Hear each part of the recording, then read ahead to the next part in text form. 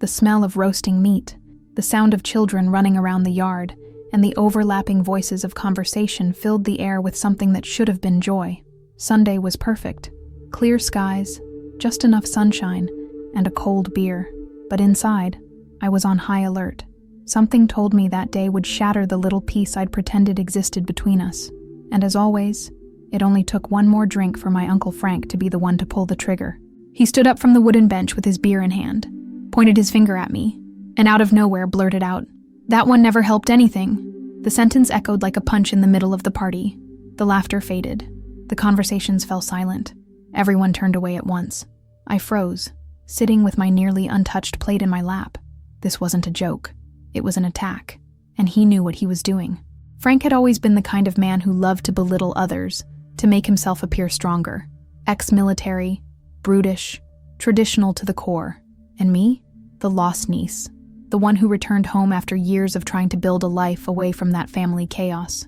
The one who was now trying to start over, even without support, even without a voice. And in that moment, he chose to humiliate me with everyone watching. My mother tried to interrupt, but he yelled again, always behind other people's backs. He only shows up for free food. I wanted to get up. I wanted to shout back, but my legs wouldn't obey. The blood boiled in my throat, but my voice wouldn't come out. I only heard his words, repeated like hammer blows. Never helped, never did anything, only burdens, only gets in the way.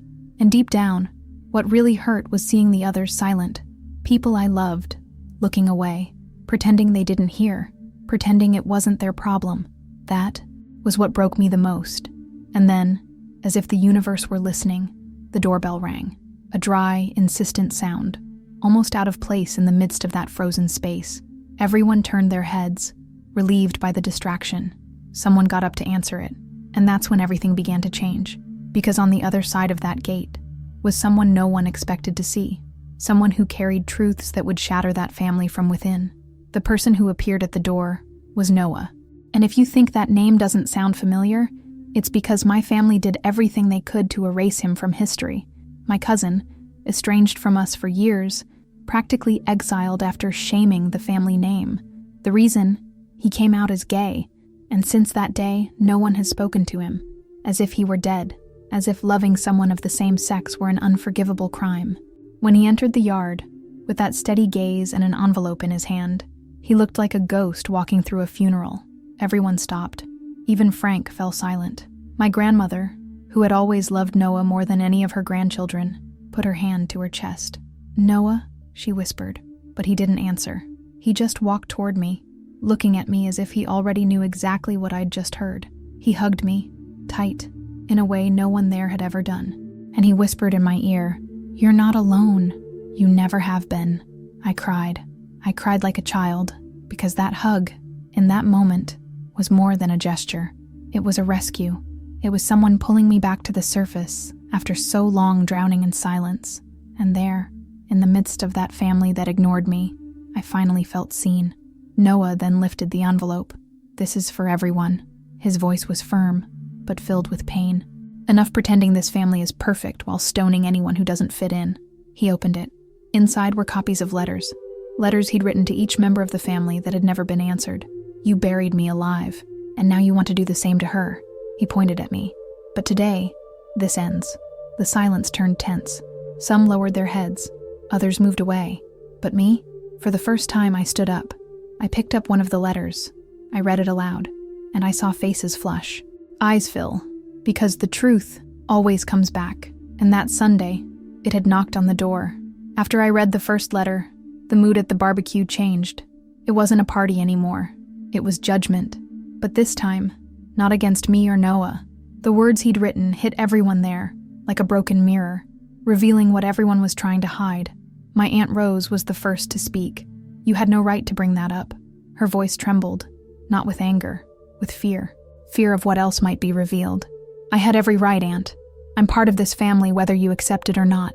Noah said it with the firmness of someone who's been thrown into the deep end and learned to climb out on his own. Frank huffed, crossed his arms, and muttered something like, "Bunch of spoiled victims." But no one laughed. Not even those who always laughed at his jokes. They were silent, because the letters Noah brought weren't just about exclusion. They were about abuse, silence, shame hidden under rugs for generations. My grandmother, her eyes filled with tears, asked Noah to sit down. She apologized, publicly. I was wrong. I was wrong for not fighting for you. I was wrong for letting others silence you. That request was the first sign that something could change. But Frank couldn't take it. He slammed his glass on the table and shouted, "Enough! What has this become? A court of feelings now?" Then he looked at me. "You're loving this, aren't you? You always wanted to be the main victim." I stood up. My legs were shaking, but my voice wasn't. "No, Uncle. I just wanted a peaceful lunch. I wanted to feel like part of a family again. But every time I try, you drag me back to hell. And you know what? Not today. Today, I'm gonna talk too." And I did. I told them everything. About how they isolated me after I lost my job. About the times I needed help and no one answered the phone. About the judgments disguised as advice. And about the loneliness of pretending everything was okay. Gradually, more voices rose. My younger cousin told me he suffers from anxiety and has never had the courage to ask for help. My older aunt cried, saying she'd always felt inadequate around her siblings. And there, amidst the chaos, a truth emerged. We weren't a family. We were a minefield of unspoken hurts.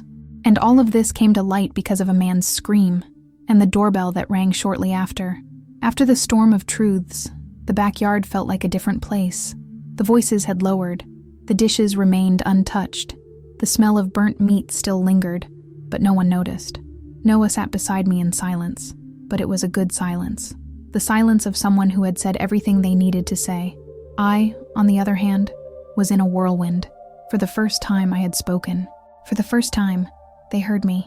And now, what to do with this? Frank entered the house and slammed the door. Some followed. Others stayed. But no one knew what to do. It was as if the very fabric of the family had crumbled in a matter of minutes.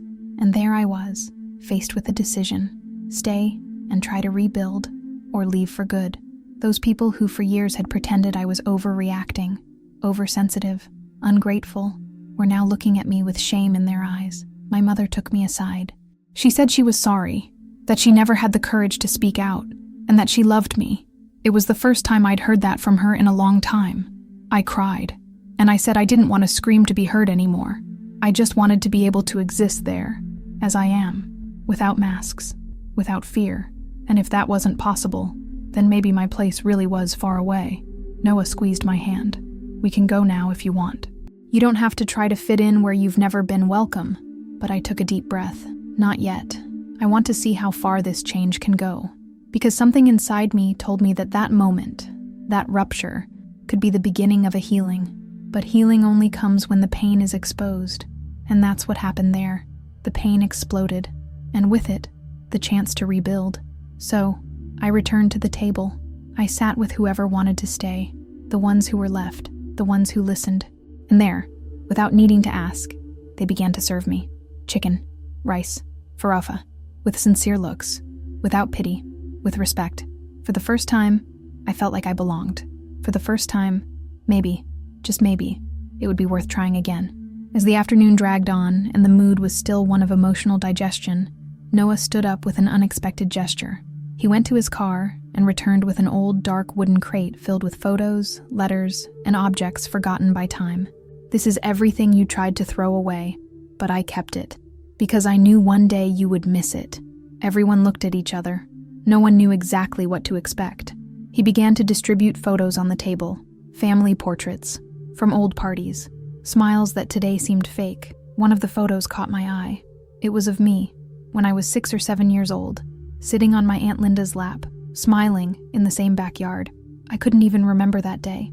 "You were happy here, you know," Noah said, looking at me as if to say, it wasn't always pain. That broke me, because it was true. Not everything was bad. Not everyone was cruel. The problem is that the silence of the good weighs as much as the screams of the bad. Frank, from inside, watched everything through the kitchen window. He said nothing, but he was there, watching what might have been the dismantling of the image he believed he had built. This barbecue has always been about control. Who can speak? Who must remain silent? Who serves? And who is served? Noah was narrating our story with surgical precision. But today, this crate gives back the voice of those you silenced. People rummaged through objects as if they were digging up bodies. A bracelet from my grandmother. a birthday card from my mother to Noah, dated years before the breakup, and even a note from me, written when I was a teenager. I wish someone would see me. Reading it aloud paralyzed me. I'd forgotten, or blocked it out, but there it was, with my crooked handwriting and a still fresh pain, like a reopened scar in the center of the table. "Is this your note?" my grandmother asked. I just nodded. "Then let me tell you now. I saw you. I've always seen you. I just didn't know what to do with what I saw." That sentence broke me and healed me at the same time. Maybe finally, someone was trying to love me in a way that made sense to me, not just to them. Frank left the kitchen silently. He was calmer, but his eyes were heavy. He walked to the table slowly, like someone treading a battlefield full of emotional landmines. Everyone froze. I thought he was going to explode again, but surprisingly, he pulled out a chair and sat down. He didn't look at anyone.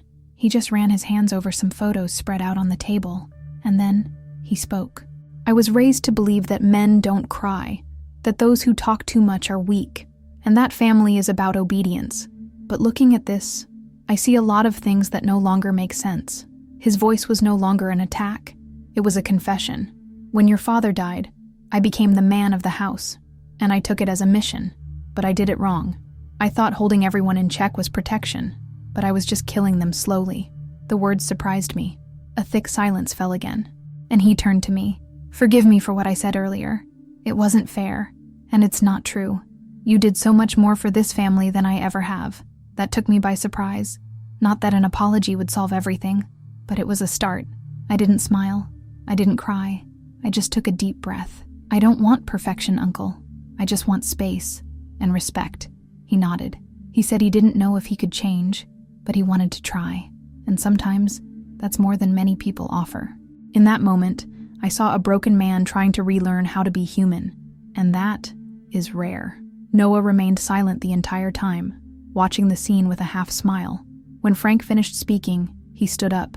"Okay, now you know. Now it's all out in the open. The question is, what are you going to do with it?" And he left. He said he needed to breathe.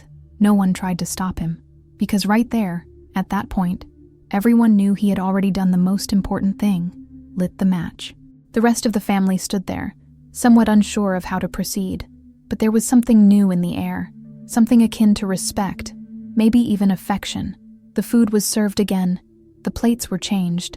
Shy laughter resurfaced, not like before, but like a chance to start over, for the first time, without pretense. After Noah left, something unexpected happened. The people who were normally the quietest started talking. First, it was my cousin Jason. He said that for years, he'd been trying to hide his therapy for fear of being called weak by his own family. I always heard that problems are solved by keeping quiet, but keeping quiet only made me feel worse. That opened a new door, one no one there even knew existed. My Aunt Linda talked about how she was called dramatic from a young age, and that today, at almost 50, she's still afraid of being too honest. "You taught me that feelings are frivolous, and that cost me a marriage and the chance to trust myself," she cried. But it was a pure cry, a cry of liberation.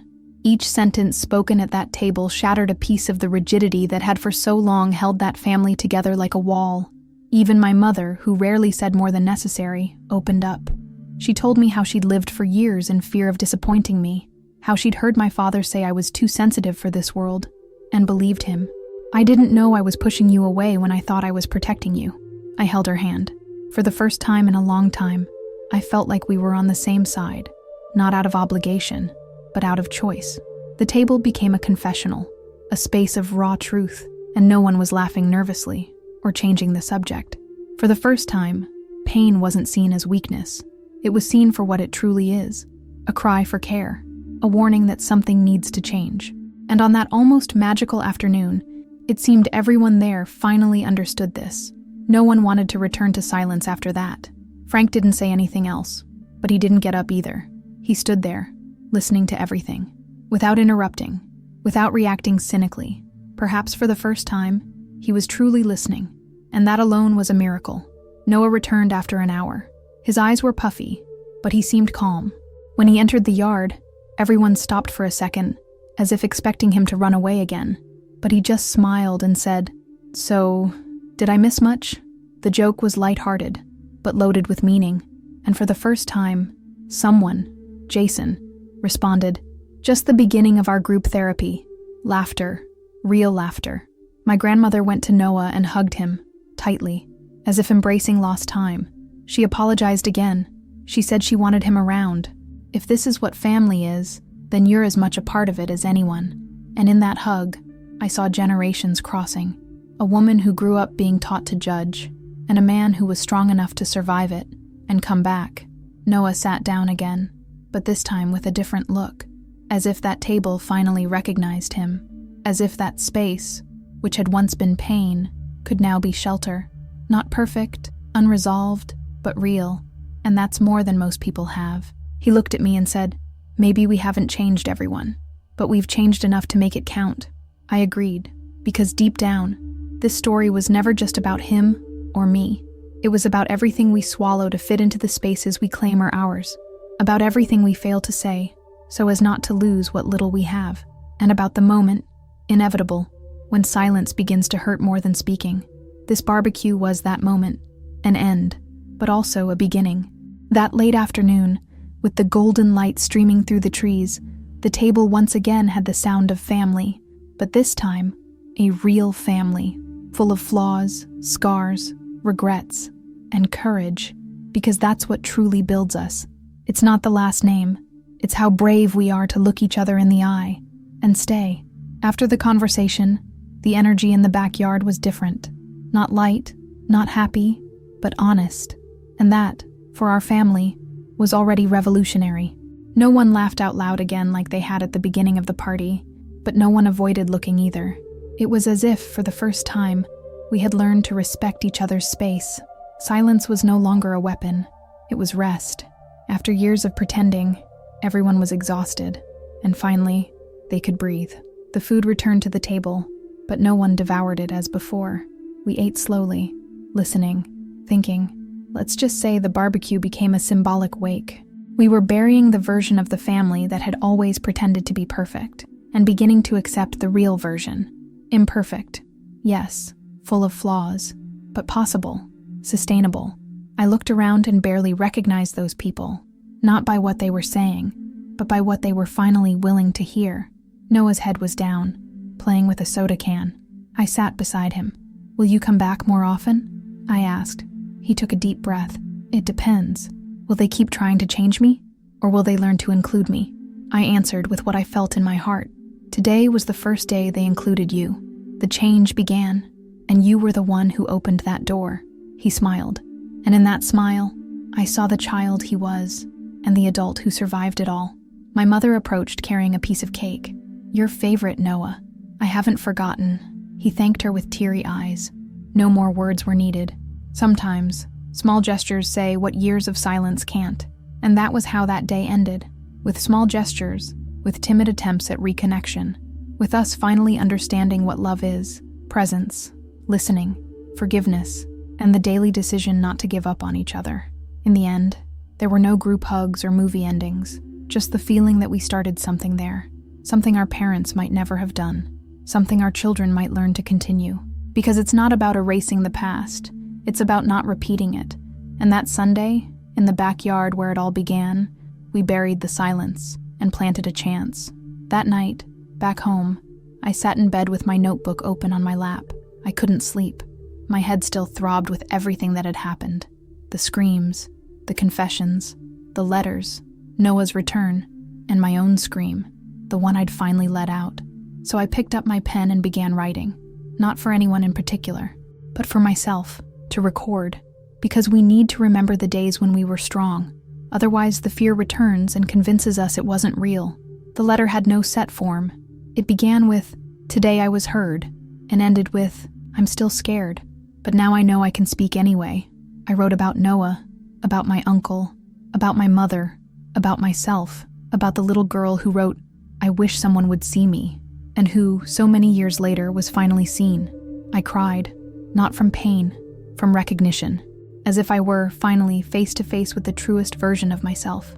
After writing, I closed the notebook and put it in the back of the drawer, not because I wanted to hide it, but because it was mine.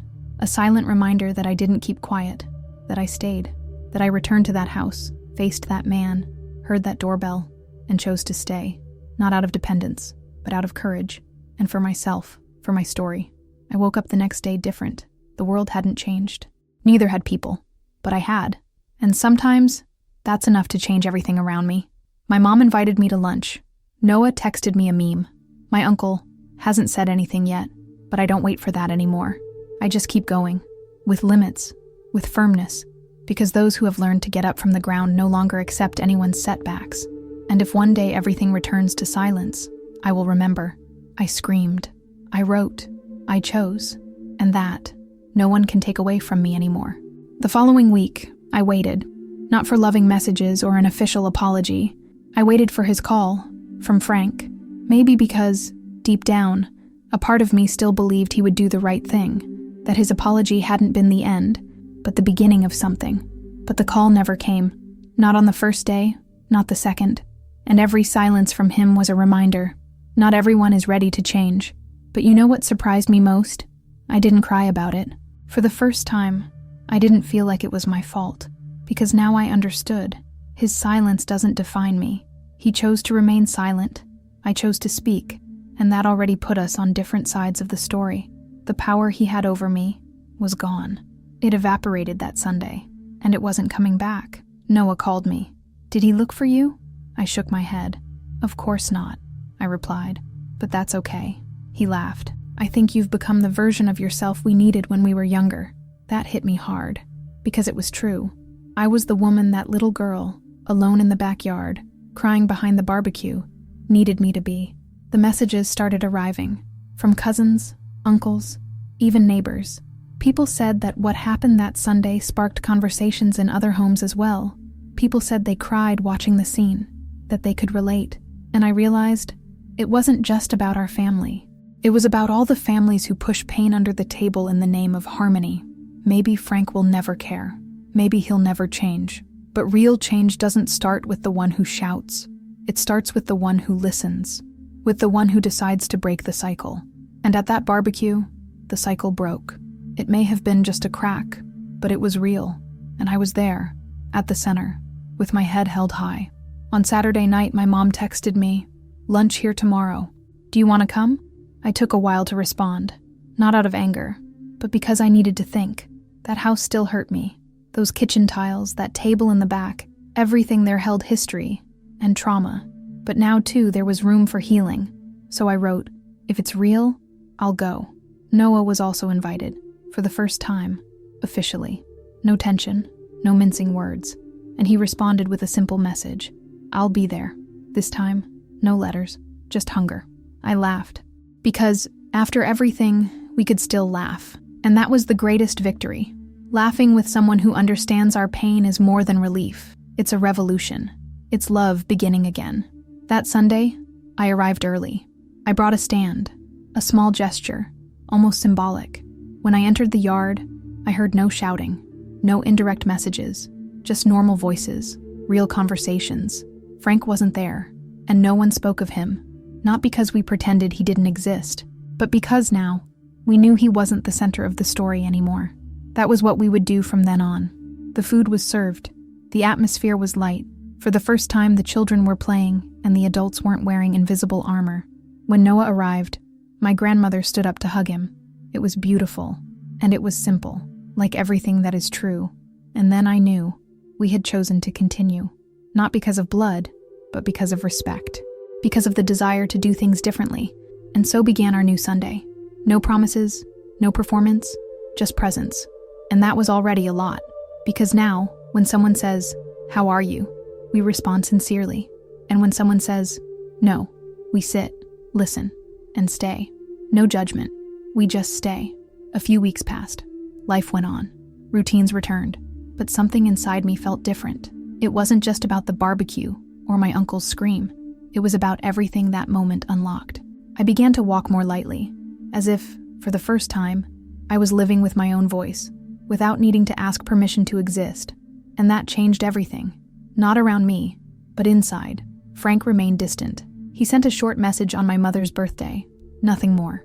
But it didn't hurt, because now I knew the line between absence and rejection. And more importantly, I knew that his absence isn't the same as a hole in me. What was once an open wound is now just a scar. It's there, I remember, but it no longer bleeds.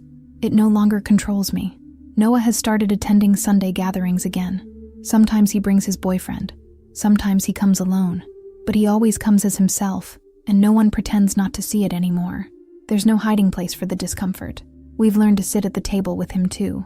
The family is slowly learning that love that silences is not love, it's control, and we no longer accept that. My relationship with my mother has changed.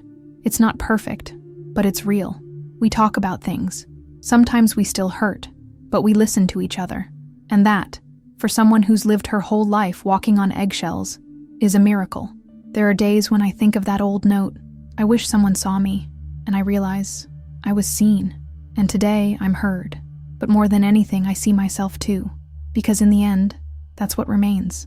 The courage to say what hurts, the strength to choose to stand up, and the right to take up space without having to prove anything to anyone. If you're ever at a family barbecue, sitting in a corner with your plate in your lap, trying to swallow not the food, but the tears, remember me. If someone yells to belittle you, to make you feel small, remember this story. Remember that not every yell needs to be answered with another. Sometimes silence and the determination to stand your ground are enough to turn the tables. If you're surrounded by people who call you weak, dramatic, or ungrateful just because you feel too much, know this. It's not a flaw. It's your strength trying to come out. Don't swallow it. Don't diminish it. Don't lower your head. You're not wrong for feeling it.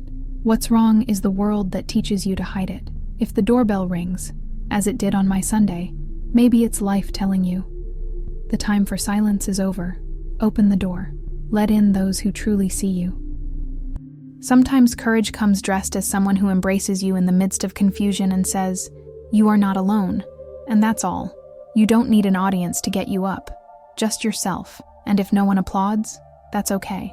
Applause is a consequence. The important thing is not to give up. The rest, time will fix it. If this story touched you, share it. Someone near you might be waiting for a bell to ring. Subscribe to the channel, share this video on WhatsApp, and leave a comment about where you're listening from. I'll read each one. Thank you for listening. And never forget, you have the right to exist in your entirety.